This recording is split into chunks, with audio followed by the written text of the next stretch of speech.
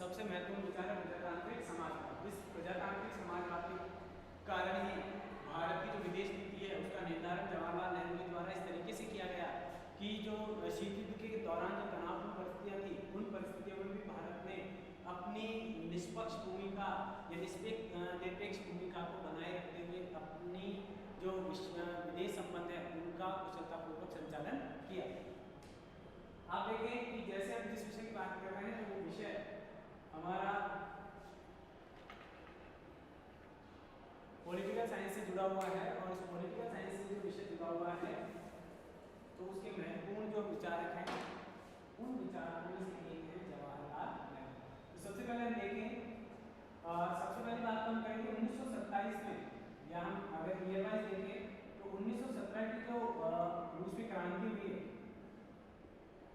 साम्यवादी क्रांति, उस साम्यवादी क्रांति से कहीं न कहीं जवाहरलाल नेहरू अत्यधिक प्रभावित रहे।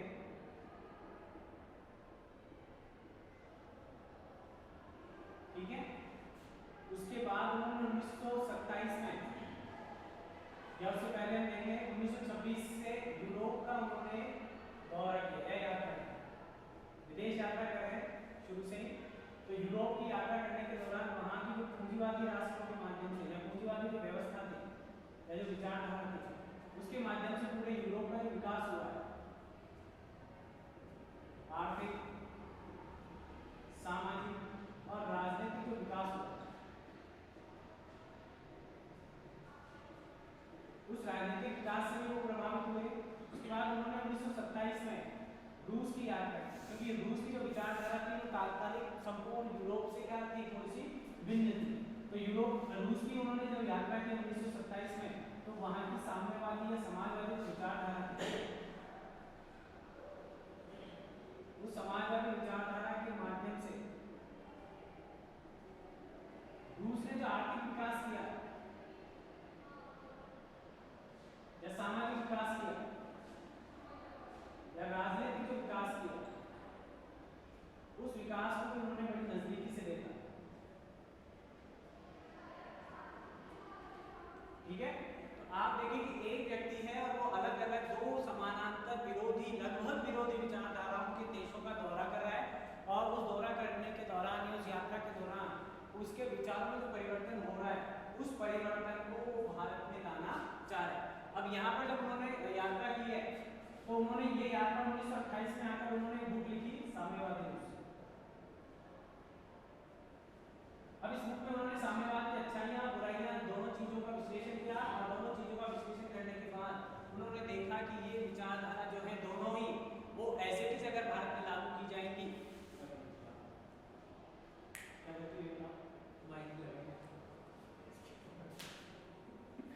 बातों बात में यार ऐसे कैसे सेंटेंस थोड़ी रिपीट हो पाते हैं यार, इतनी बड़ी भूमिका बनाई थी क्या। गुड मॉर्निंग स्टूडेंट्स, आज हम अपने विषय को आगे बढ़ाते हुए हम देखेंगे कि जवाहरलाल नेहरू, पंडित जवाहरलाल नेहरू ने जो दो विचार हम पढ़ चुके हैं उनके पहले ही, मानवतावाद और धर्मनिरपेक्षता के बारे में उनके क्या विचार रहे थे। उसके बाद हमने राष्ट्रवाद से पूर्व अंतर्राष्ट्रवाद को या अंतर्राष्ट्रीयता के विषय में जवाहरलाल नेहरू के जो विचार थे उनकी चर्चा की थी। आज हम देखेंगे उनके जो राजनीतिक योगदान के रूप में जो सर्वाधिक महत्वपूर्ण जो बिंदु है प्रजातांत्रिक समाजवाद, इसकी हम चर्चा करने जा रहे हैं।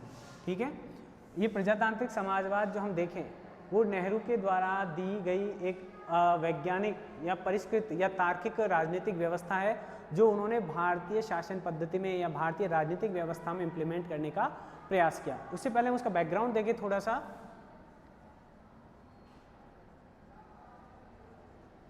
तो इस बैकग्राउंड के अंतर्गत हम देखें कि जैसा कि आपको पता है कि जो नेहरू जी हैं वो एक अंतर्राष्ट्रीय व्यक्तित्व हैं और अंतर्राष्ट्रीय व्यक्तित्व होने का कारण उनकी विदेश यात्राएं रही। तो सबसे पहले उन्होंने 1926 में यूरोप महाद्वीप की यात्रा की और इस यूरोप महाद्वीप की यात्रा में उन्होंने ब्रिटेन और अन्य पूंजीवादी जो राष्ट्र हैं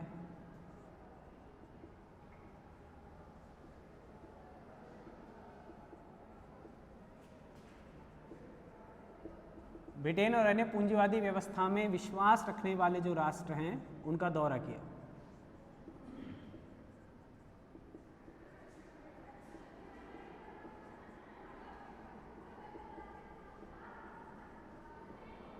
ठीक है।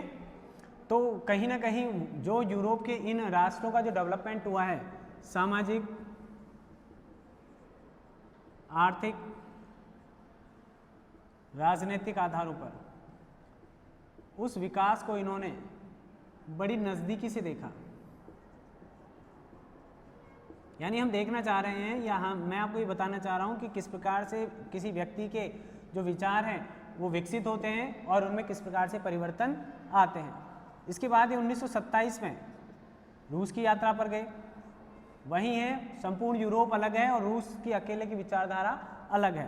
तो ये 1927 में इन्होंने रूस की यात्रा की और वहाँ पर इन्होंने साम्यवाद या समाजवाद के प्रभावों को देखा।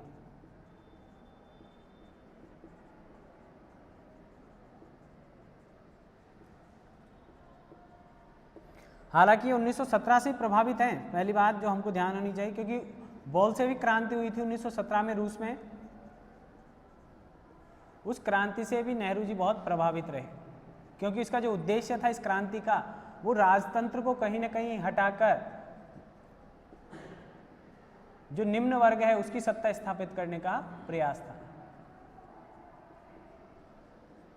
निम्न वर्ग की सत्ता स्थापित करने का प्रयास था। यानी जो असमानता थी उस सामाजिक, आर्थिक या किसी भी तरह की जो असमानता थी उस असमानता को इस क्रांति के द्वारा समाप्त करने का प्रयास किया गया था। इसलिए इससे प्रभावित थे और इसका संबंध कहीं ना कहीं रूस से था। और रूस की जब उन्होंने यात्रा की तो उन्होंने इन प्रभावों को भी देखा और साथ में रूस की जो प्रगति हो रही थी आर्थिक क्षेत्र में, राजनीतिक क्षेत्र में और सामाजिक क्षेत्र में जो परिवर्तन हो रहे थे, इन सामाजिक परिवर्तनों की आधारशिला रही थी ये बोल्शेविक क्रांति। तो इस आधारशिला का अध्ययन करने के लिए या इस व्यवस्था का अध्ययन करने के लिए उन्होंने रूस की यात्रा की और इस सारे अनुभव को उन्होंने 1928 में अपनी पुस्तक आई, उनकी पुस्तक आई थी साम्यवादी रूस। नेहरू जी की पुस्तक है ये, आपको मैंने पहले भी लिखाई थी, उसको ध्यान रखें।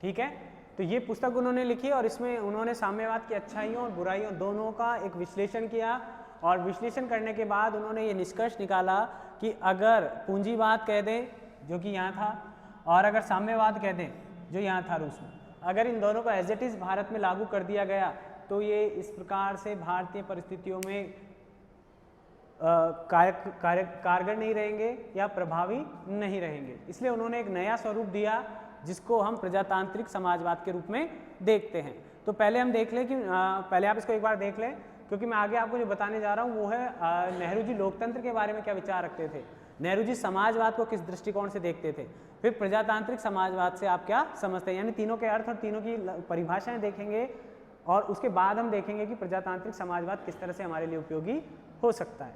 ठीक है, 2 मिनट आप इसको देखें और इसको समझने का प्रयास करें।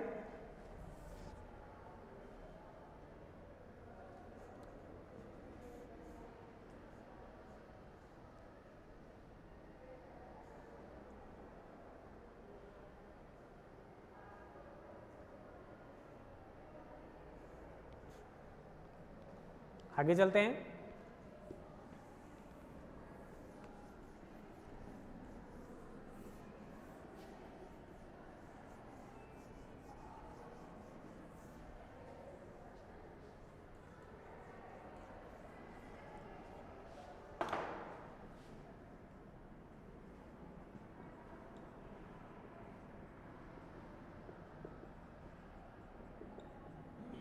नेहरू के अनुसार लोकतंत्र क्या है? नेहरू के अनुसार राज्य के द्वारा मानव कल्याण या प्रजा के कल्याण के प्रति समर्पण,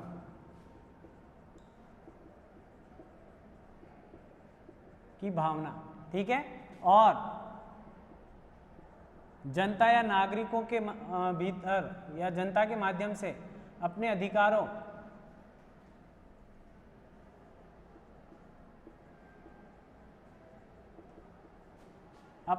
के प्रति चेतना और जागरण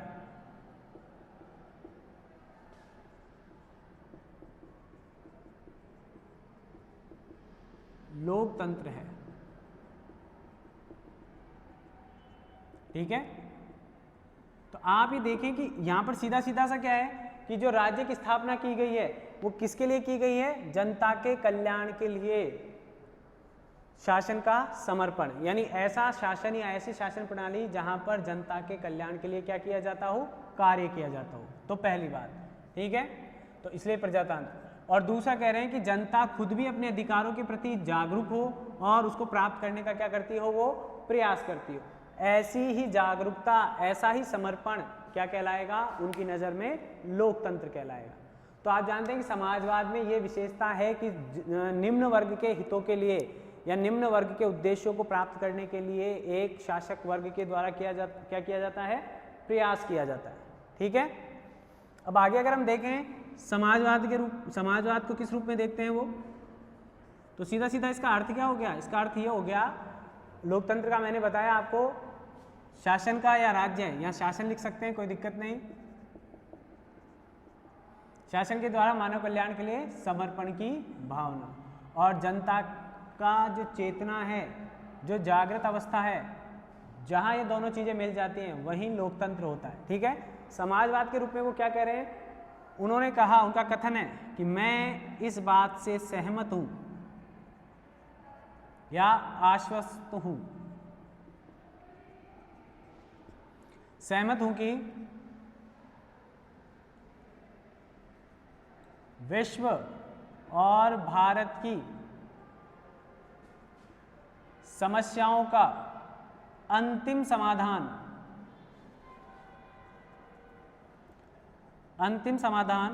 समाजवाद ही है या समाजवाद में ही है। ठीक है, समाजवाद न मात्र एक जीवन पद्धति है, समाजवाद एक दर्शन मात्र नहीं है,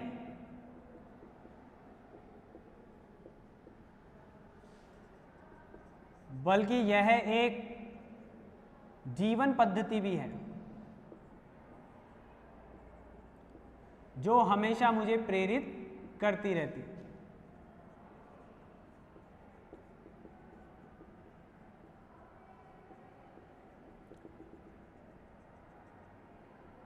या सामाजिक दर्शन भी कह देते हैं कई बार इसको, नेहरू जी के द्वारा। ये सामाजिक दर्शन आगे हम इसकी विशेषताओं में देखेंगे, ये उनका कथन है। तो ये इसको आदर्शवाद इसलिए कहते हैं क्योंकि एक इसका निश्चित कार्यक्रम समाजवाद के द्वारा उपलब्ध करवाया गया है कि किस तरह से समाज में उस निम्न वर्ग के लिए या सबसे पिछड़े वर्ग के लिए काम किया जा सकता है, या किस तरह से उस वर्ग को आप आगे ला सकते हैं। ऐसे प्रयास किसके द्वारा किए जा सकते हैं? समाजवाद के द्वारा। कहीं कहीं इसको आर्थिक दर्शन भी कह देते हैं, तो वो भी कह रहे हैं कि ये केवल आर्थिक दर्शन मात्र भी नहीं है, आर्थिक दर्शन मात्र भी नहीं है, सीधी सी बात है। ठीक है, ऐसा उनके द्वारा कहा। नेहरू जी खुद कहते हैं कि इन्होंने घोषणा की है कि मैं भी एक समाजवादी हूं। ये कथन है, अगर नारे के साथ मैंने नहीं लिखवाया तो आप इसको यहां भी ध्यान रखें, मैं भी समाजवादी हूं। तो ये कथन किससे संबंधित है? जवाहरलाल नेहरू से। ये ध्यान रखें, मैं भी समाजवादी हूं, ये कथन किससे संबंधित है? जवाहरलाल नेहरू से।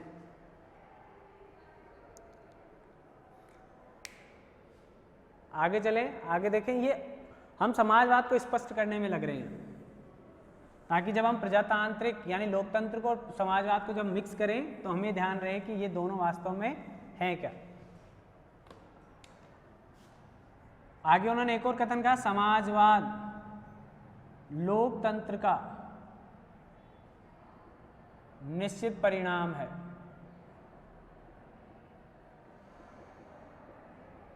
ठीक है, आर्थिक लोकतंत्र के अभाव में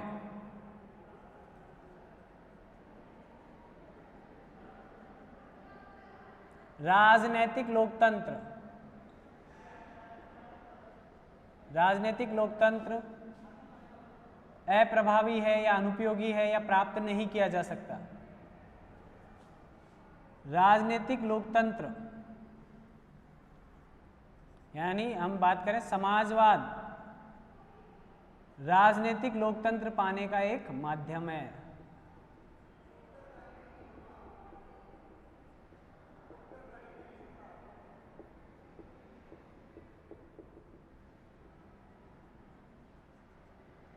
तो आप समझ गए होंगे कि वो साथ साथ लेकर चलना चाह रहे हैं।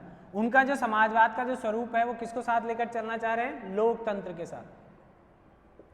इस प्रकार से उनके लिए उपयोगी है क्या? समाजवाद, क्योंकि समाज से जुड़ा हुआ विषय है, समाज से जुड़ा हुआ इशू है।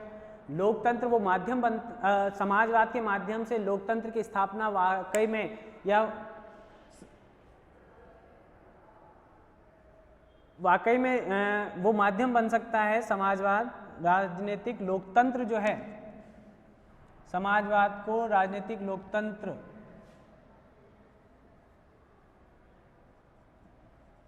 के द्वारा पाया जा सकता है, ऐसा भी हम कह सकते हैं। ठीक है, यानी ये दोनों विषयों को एक साथ लेकर चलना चाहते हैं। आर्थिक लोकतंत्र के अभाव में राजनीतिक लोकतंत्र अप्रभावी है, निरर्थक है। ठीक है, और समाजवाद को राजनीतिक लोकतंत्र के द्वारा पाया जा सकता है, यानी राजनीतिक लोकतंत्र वो माध्यम है जिसके द्वारा समाजवाद की स्थापना सच्चे अर्थों में की जा सकती है, ऐसा मिस्टर जवाहरलाल नेहरू के द्वारा कहा गया है। आगे देखें आप, तो ये दो अर्थ तो हुए किसके? इनके अनुसार लोकतंत्र क्या है और इनके अनुसार समाजवाद क्या है। अब हम देखने जा रहे हैं प्रजातांत्रिक समाजवाद का क्या अर्थ होता है और प्रजातांत्रिक समाजवाद को किस तरह से इनके द्वारा प्राप्त करने का प्रयास किया गया।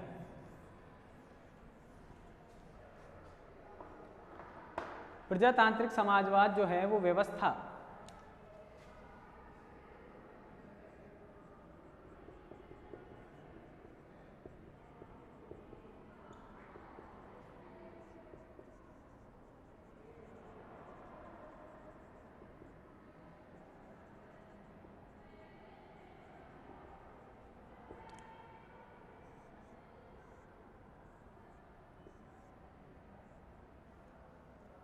सामान्य अर्थों में अगर हम देख रहे हैं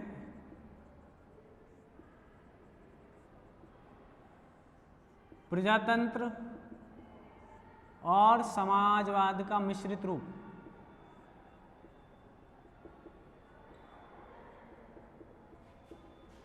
मिश्रित रूप ही लोकतांत्रिक या प्रजातांत्रिक समाजवाद है।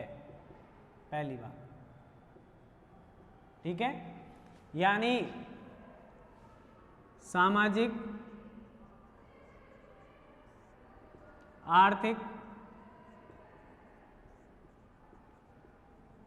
व राजनीतिक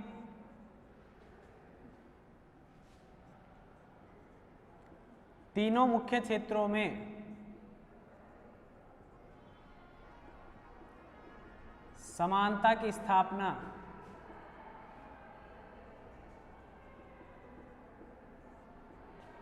लोकतंत्र के माध्यम से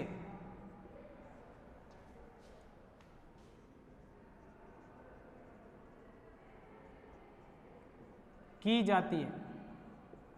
तो ऐसी जो व्यवस्था है, इस व्यवस्था को हमने क्या कह दिया? सामाजिक और प्रजातांत्रिक समाजवाद।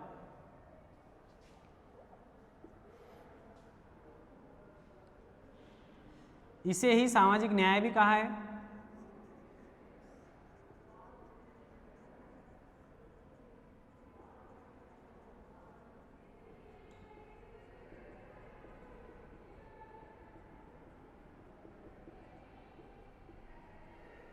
समझ में आ गई आपको बात इतनी सी है कि अभी राम मनोहर लोहिया का एक कथन मैं लिखूंगा तो आपको और स्पष्ट हो जाएगा कि वास्तव में प्रजातांत्रिक समाजवाद होता क्या है। देखो, प्रजातांत्रिक समाजवाद में लोकतंत्र की जो स्थापना की गई है, वो लोकतंत्र की जो स्थापना है उसमें मानव को या जनता को या नागरिकों को या मतदाता को सर्वाधिक महत्वपूर्ण मानने का प्रयास किया गया, जबकि साम्यवाद में बिल्कुल इसका विपरीत होता था। वो प्रजा पर अत्यधिक नियंत्रण स्थापित करते थे। उद्देश्यों का समानता लाने का था, सभी वर्ग, कोई वर्ग विशेष नहीं हो, कोई वर्ग ज़्यादा अमीर नहीं हो जाए, कुछ लोग तो अमीर हो जाएं, कुछ गरीब नहीं रह जाएं, अनियंत्रित नहीं हो जाए अर्थव्यवस्था, इस तरह के प्रयास करते थे। और कहीं कहीं वो प्रयास कहाँ किए गए हैं, नियंत्रण करने के। तो पूंजीवाद की जो कमी थी, पूंजीवाद में क्या कर दिया था, आर्थिक क्षेत्र को पूरी तरह से फ्री कर दिया गया था। अब फ्री कर दिया तो वहाँ पर अमीर और अमीर होते जा रहे हैं और गरीब होते जा रहे हैं, इस तरह की मेंटेलिटी वहाँ पर डेवलप हो रही थी। वहीं साम्यवाद में क्या कर दिया गया, बिल्कुल नियंत्रण स्थापित कर दिया गया, हर चीज पर सरकारी नियंत्रण स्थापित करने का प्रयास किया गया, किसके द्वारा, साम्यवाद के द्वारा।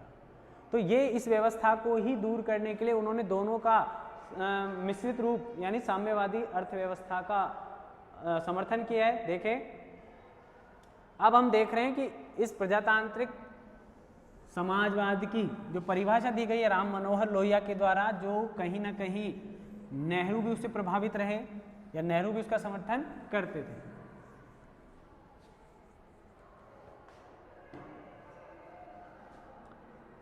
प्रजातांत्रिक समाजवाद में आर्थिक तत्वों, या आर्थिक तत्व कहाँ के, साम्यवाद के, या समाजवाद भी आप ऐसा कर सकते हैं।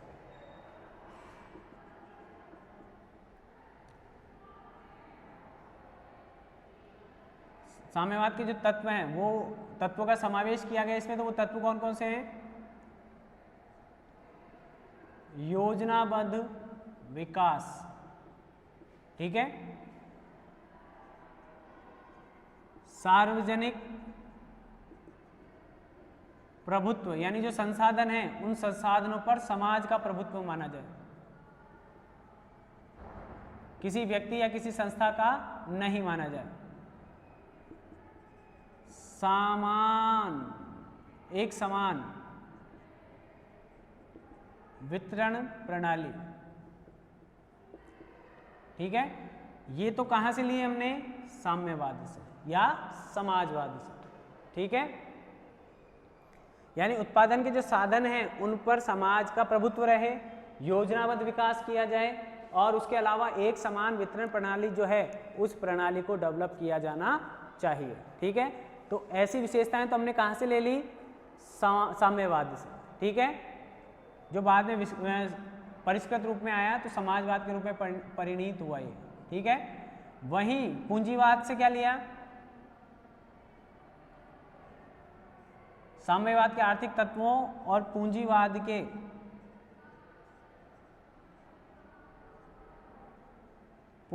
जो व्यक्तिगत तत्व हैं उनका समावेश किया। और इसके अंतर्गत क्या है, समानता, स्वतंत्रता,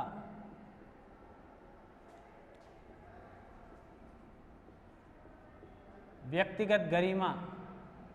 कहने का मतलब हो गया मानव जो अधिकार हैं या लोकतंत्र की जो आवश्यक स्तंभ हैं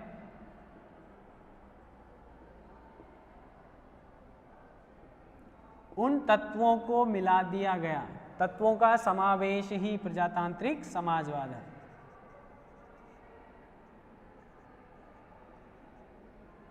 प्रजातांत्रिक समाजवाद है, ठीक है। मैंने आपको बताया कि इसमें से कौन से तत्व, ये सारे तत्व साम्यवाद से लिए हैं और ये सारे तत्व या पूंजीवाद के तत्व कहते हैं आप, एक ही बात है लगभग।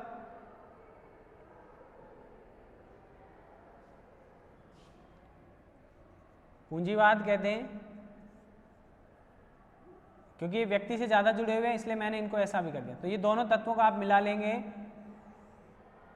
तो आपको किस की प्राप्ति हो जाएगी, प्रजातांत्रिक समाजवाद। यानी जब आप अधिकारों की बात करें, स्वतंत्रता की बात कर रहे हैं, राष्ट्रीय स्वतंत्रता की बात कर रहे हैं, समानता की बात करें, व्यक्तिगत गरिमा या मानव अधिकारों की बात कर रहे हैं, लोकतंत्र की बात कर रहे हैं, तब इसका मतलब आप पूंजीवाद की बात कर रहे हैं। इन दोनों के आने से जो समानता आएगी उसका समर्थन करते हैं, इसलिए मैंने इसको यहाँ से हटा दिया, ठीक है। राष्ट्रीय स्वतंत्रता कर सकते हैं आप यहाँ पर, क्योंकि आपको पता है साम्यवादी राष्ट्र, वहाँ जो भी राष्ट्र इस विचारधारा का समर्थन करता है वहाँ की नीतियों को भी प्रभावित करने का काम करते हैं फोर्सफुली। कोई जो इस गुट में शामिल होगा उसको फोर्सफुली प्रभावित कर रहा था यूएसएसआर। 1917 में इसका गठन हुआ मान्यता बाद में मिली 21-22 के अंतर्गत ब्रिटेन के द्वारा, फिर बाद में डेवलप होता गया। स्टालिन के शासन को अच्छा माना गया था, मतलब बहुत ज़्यादा डेवलपमेंट स्टालिन के शासन में। तो हमने पूंजीवाद से ये तत्व लिए, साम्यवाद समाजवाद से ये लिए, परिष्कृत समाजवाद से, तो उनको मिलाकर हमने प्रजातांत्रिक समाजवाद की स्थापना कर दी है। ठीक है, ये राम मनोहर लोहिया का कथन है, वो खुद भी समाजवादी मानते हैं अपने आप को, थे भी कट्टर। आगे चलते हैं अब।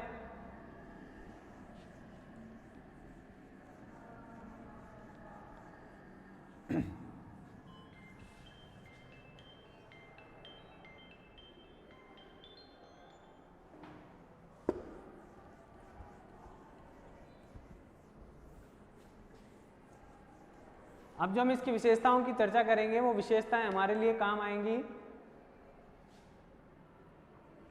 प्रजातांत्रिक समाजवाद की। नेहरू के जो विशेषताएं, उन विशेषताओं की बात कर लेते हैं। वन बाय वन हम उसकी चर्चा करेंगे। पहली जो विशेषता है, वो विशेषता है प्रजातंत्र और समाजवाद में पारस्परिकता।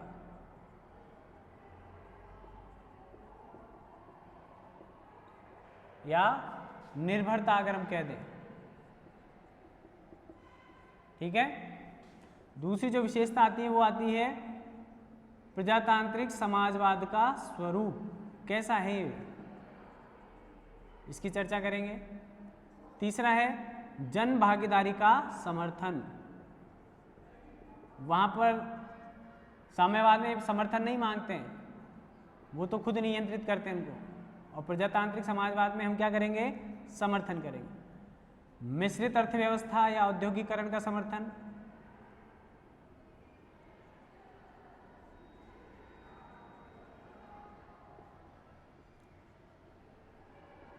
मिश्रित अर्थव्यवस्था या औद्योगिकीकरण का समर्थन। ठीक है। एक तत्व है समान वितरण और समान आय या विकास के जो साधन हैं, उन साधनों पर समान नियंत्रण हो, किसी वर्ग विशेष का नहीं हो। आय या उत्पादन के जो साधन हैं उन पर।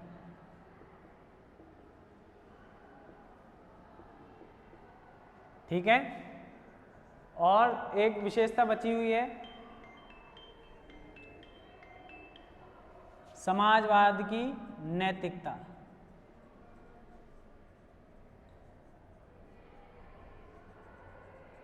ठीक है। इन 6 बिंदुओं की चर्चा करेंगे हम अगले नेक्स्ट वीडियो में, ताकि आपको ध्यान रहे। उससे पहले आप खुद उन विषयों को देखें जिनके आधार पर आप इस विषय को समझने में थोड़ी आसानी रहेगी। लोकतंत्र मैंने बताया नेहरू के अनुसार क्या है, समाजवाद क्या है, प्रजातांत्रिक समाजवाद का अर्थ क्या है, और उसकी जो विशेषताएं हैं, उन विशेषताओं की बात करेंगे नेक्स्ट वीडियो में, तब आपके समझ में आएगा। वैसे तो ये विषय अपने आप में क्लियर है, एक एक आधार पर जब आप देखेंगे तो ये किसी न किसी तरह से आपको प्रभावित करेंगे। ठीक है। फिर मिलते हैं अगले वीडियो में, तब तक के लिए धन्यवाद।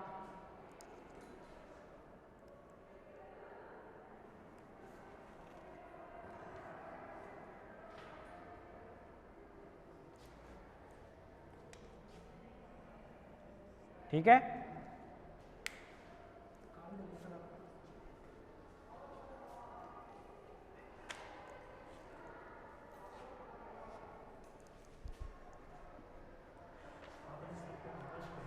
ठीक है। तो इसको देखें, नेहरू जी ने किसी संपत्तिवाद का समर्थन नहीं किया।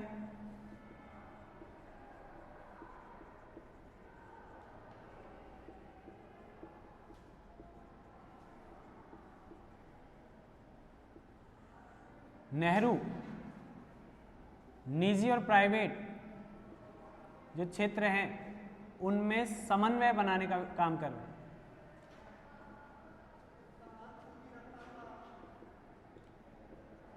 ये अलग अलग है, इनको अलग अलग विषय में करेंगे, लेकिन आप ये ध्यान रखें मूल बात क्या है इनके द्वारा।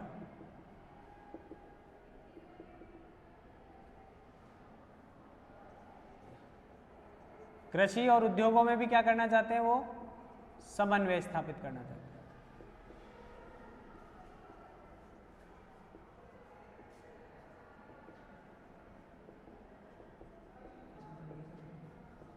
ठीक है।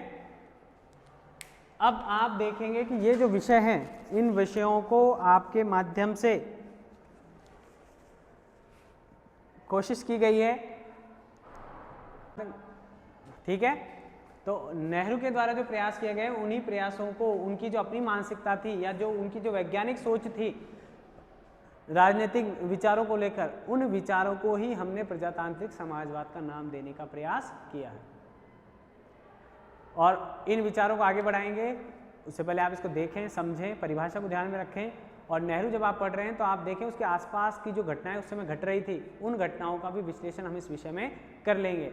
और आपने जो पहले नेहरू पढ़े हैं तब तक वो आपके चाचा नेहरू ही रहे थे। चाचा नेहरू से आगे चलेंगे अब, एक राजनीतिक नेहरू, एक पॉलिटिकल फिलोसोफर नेहरू के रूप में, एक प्रधानमंत्री नेहरू के रूप में उन्होंने जो योजनाएं बनाई हैं और उन योजनाओं को लागू करने का काम किया है, उसी काम की चर्चा हमारे द्वारा इस वीडियो में की जा रही है। ठीक है, फिर मिलते हैं नेक्स्ट वीडियो में, तब तक के लिए तैयार हैं आप, फिर मिलते हैं, धन्यवाद।